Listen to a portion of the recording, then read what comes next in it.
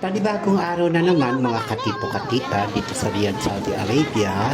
Noong mga oras na to, galing na tayo sa bahay at tumabas tayo at medyo nagmamadali tayo dahil medyo malayo na yung iniikutan natin. Hindi katulad sa dati kapag napasok tayo, may nadadaanan tayong pintuan agad sa likod, doon tayo nadaan.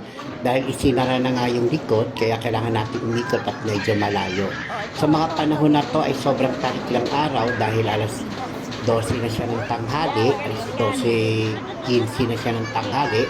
Medyo late na rin tayo pumasok kasi nga may tawag tayo pasyente, kaya kailangan na natin umalis. At ng mga oras na to, kailangan muna natin dumaan sa Bakala o mini store kung tawagin sa English para bumili ng ating mga pangangailangan.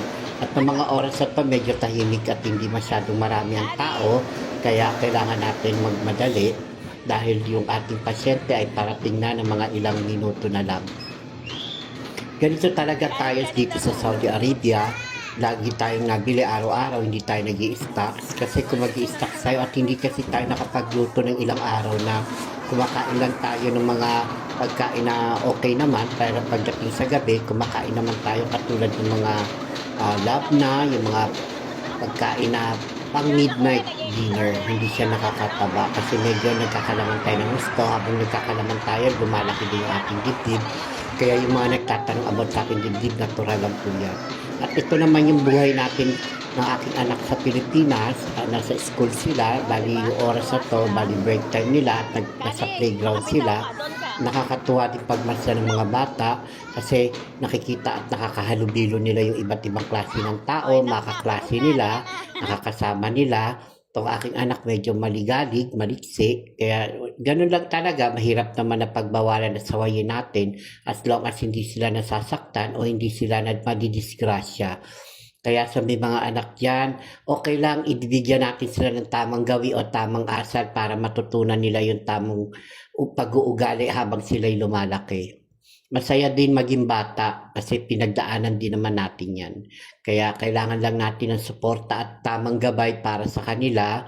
Hayaan natin sila na matuto at ma-explore nila yung mga bagay na gusto nilang malaman at matutunan.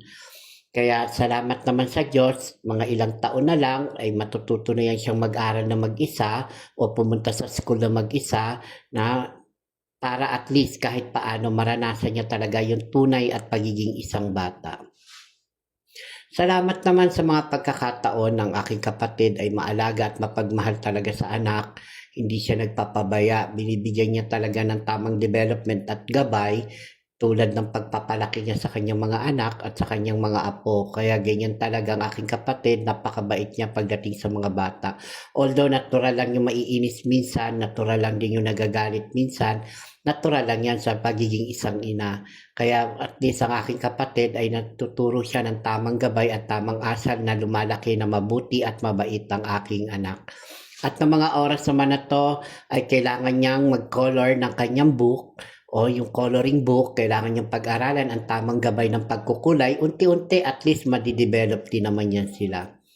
Sa mga nagtatanong sa akin kung anong trabaho ko at kung nasaan akong bansa, nandito po tayo sa Saudi Arabia at ang trabaho po natin ay isang massage therapist at tayo po ay nagbibigay ng kagalingan sa mga tao o pasyente natin na may mga iba't ibang klase ng sakit.